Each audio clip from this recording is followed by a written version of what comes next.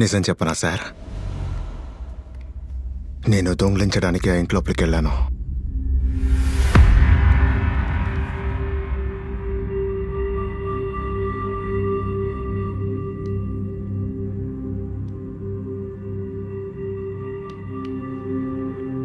అక్కడ చూస్తే నేను నమ్మలేకపోయాను సార్.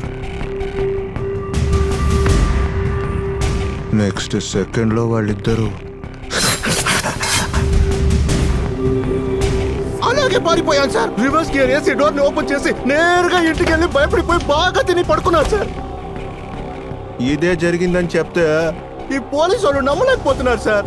పిచ్చోడు నేను దొరికాను కదా, అందుకే బాగా చేస్తున్నారు సార్. సార్ వేరేమైనా ఎదురు చూసి వచ్చారా సార్?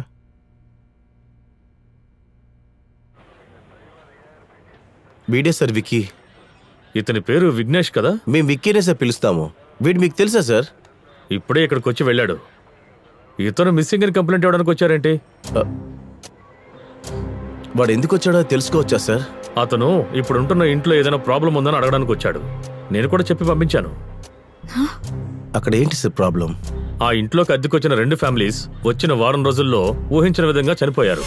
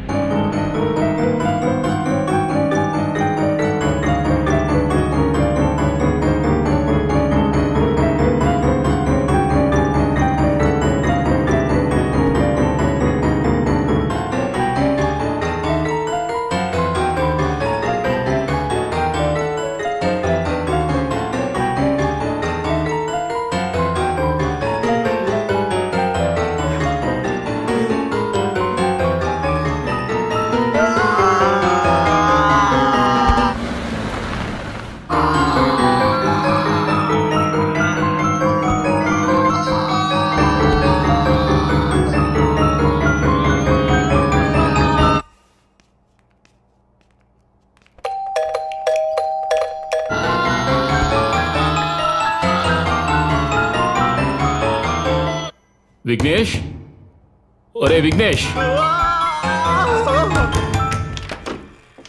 ఎస్, పక్కింట్లో ఉంటున్న విఘ్నేష్ వాళ్ళ నాన్న నేను. ఓకే. ఎప్పటి నుంచో తలుపు తడుతున్నాం, తెరవడం లేదు. బయటికి వెళ్తున్నట్టు ఏమైనా మీకు చెప్పాడా? సారీ సార్, మేమే ఇంటికి వచ్చి 1 నెలే అవుతుంది. We don't no.